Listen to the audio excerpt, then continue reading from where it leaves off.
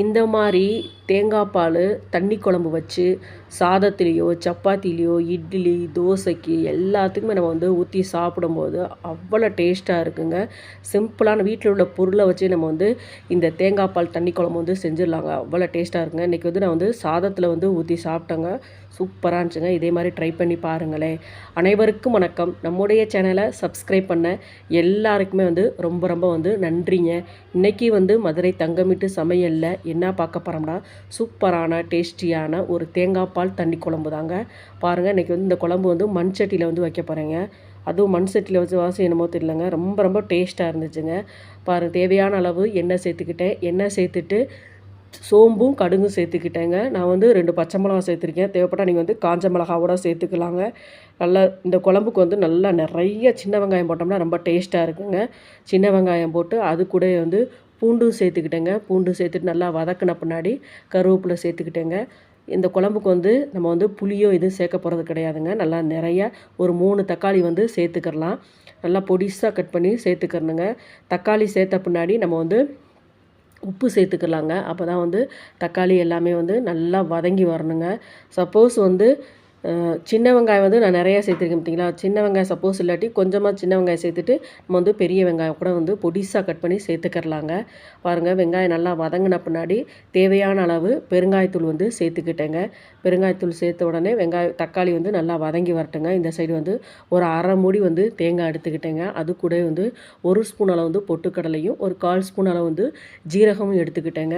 இதை வந்து நம்ம வந்து எவ்வளோ நிறைய, அதாவது 1 செம்பளம் வந்து தண்ணி ஊற்றி நம்ம வந்து இந்த தேங்காய் வந்து நல்லா அரைச்சிக்கிறணுங்க. பால் மாதிரி வந்து அரைச்சிக்கிறணும், தேங்காய் பால் மாதிரி அரைச்சிக்கிறணும். பாருங்கள், தக்காளி எல்லாமே வந்து நல்லா வதங்கிருச்சு பாருங்கள். இப்போ வந்து மசாலா தூள் எல்லாம் சேர்த்துக்கலாங்க. கொஞ்சமாக வந்து 1/4 ஸ்பூன் அளவு வந்து மஞ்சத்தூள் சேர்த்துக்கிட்டேங்க. மஞ்சத்தூள் சேர்த்த பின்னாடி குழம்பு மிளகாய் தூள் வந்து காரத்துக்கு தேவையான அளவு நல்லா 1/2 ஸ்பூன் அளவு சேர்த்துக்கிட்டேங்க.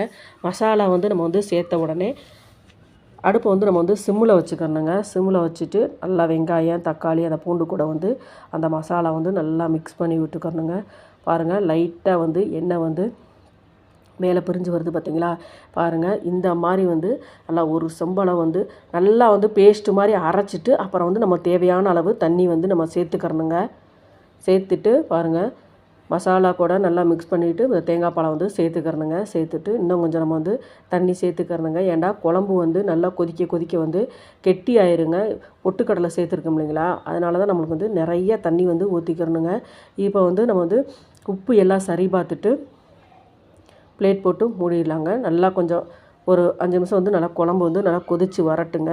பாருங்கள், நல்லா கொதிக்கும் போதே வந்து நல்லா மணமாக இருந்துச்சுங்க. இந்த குழம்பு நல்லா கொதித்த உடனே என்ன பண்ணிடணும், கொஞ்சமாக லாஸ்ட்டில் வந்து கொத்தமல்லி வந்து தூவி விட்டுட்டு நல்லா மிக்ஸ் பண்ணிவிட்டு நம்ம வந்து ஸ்டவ் வந்து ஆஃப் பண்ணிடணுங்க. பூரிக்கு கூட வந்து நம்ம வந்து இந்த மாதிரி குழம்புலாம் வச்சு சாப்பிட்லாங்க. ரொம்ப ரொம்ப டேஸ்ட்டாக இருக்குங்க. சூப்பரான தேங்காய் பால் தண்ணி குழம்பு வந்து ரெடி ஆகிடுச்சு பாருங்கள். இன்றைக்கி வந்து சாதத்தில் வந்து ஊற்றி சாப்பிட்றோங்க. அவ்வளோ டேஸ்ட்டாக இருந்துச்சுங்க. நல்லா மிக்ஸ் பண்ணி கொஞ்சமாக ஒரு அப்பளப்பு வச்சு சாப்பிட்டோம்னு வச்சுக்கோங்க, அவ்வளோ டேஸ்ட்டாக இருக்குங்க. இதே மாதிரி நீங்களும் ட்ரை பண்ணி பாருங்கள். ப்ளீஸ் நம்ம சேனலை பார்க்குறவங்க நம்ம சேனலுக்கு ஆதரவு கொடுங்க. லைக் பண்ணுங்கள், ஷேர் பண்ணுங்கள், கமெண்ட் பண்ணுங்கள், சப்ஸ்கிரைப் பண்ணுங்கள். மறக்காமல் பெல் பட்டனை கிளிக் பண்ணுங்கள். டெய்லி வந்து ஒரே மாதிரி குழம்பு வைக்காமல் இந்த மாதிரி டிஃப்ரெண்ட்டாக வச்சு கொடுத்தோன்னு வச்சுக்கோங்க, ரொம்பவும் டேஸ்ட்டாக இருக்குங்க. ட்ரை பண்ணி பாருங்கள்.